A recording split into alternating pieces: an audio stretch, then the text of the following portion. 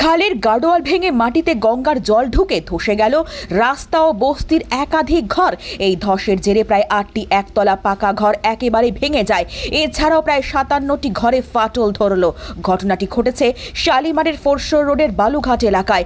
প্রবল বৃষ্টির জেরে বৃহস্পতিবার সকাল 8:30 থেকেই এলাকার স্বর্ণময়ী খালের গাডোয়ালে ফাটল ধরতে শুরু করে।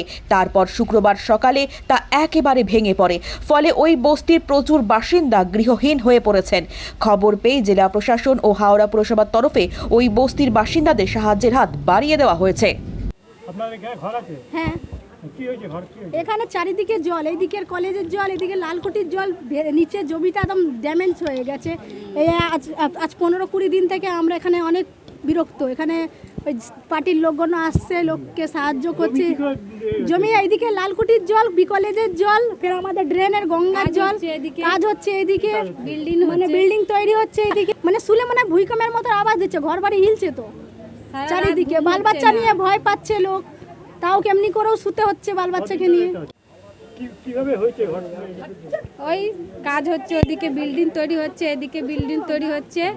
এবার কি পিলার বসাচ্ছে, তো এই মেশিন ধারাম ধারাম আওয়াজ করছে, ঘরগুলো লড়ছে। হ্যাঁ, আমরা সারা রাত ঘুমাচ্ছি না, বাচ্চারাও ঘুমাচ্ছে না। এখন কিন্তু কাজ বন্ধ আছে, এদিকেও।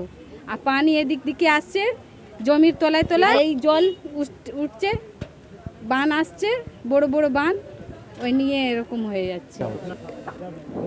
এক নম্বর প্রথম যেটা আমরা স্টেপ নেব সেটা হচ্ছে, এখন আপাতত যে ওয়ালটা ধসে গেছে সেটা যাতে আর পড়ে না যায়, অর্থাৎ আর যাতে ক্ষতি না হয়, সেটার জন্য আমরা ইরিগেশন ডিপার্টমেন্ট থেকে ওরা শালবল্লা নিয়ে এসছে, সেটা দিয়ে ওরা সাপোর্ট দিয়ে যাতে আর ওয়ালটা পড়ে না যায়, এটা হচ্ছে আমাদের ফার্স্ট স্টেপ। সেকেন্ড স্টেপ হচ্ছে, আমরা অবভিয়াসলি আর্জেন্টলি যেটা আমরা করেছি সেটা হচ্ছে যে এখানকার মানুষের যাতে খাওয়ার জলের খাদ্য বাসস্থানের যাতে তাদের অসুবিধা না হয়, তার অ্যারেঞ্জমেন্ট আমরা হাওড়া পৌর নিগম থেকে আমরা করছি। এবং যদি অস্থায়ী কোনো ক্যাম্প করতে হয়, আমরা পোর্টের সাথেও কথা বলছি, ওনাদের আধিকারিকরা এসেছিল, তো সেই জায়গাও আমরা রিলোকেট করার জন্য দরকার হলে আমরা নেব।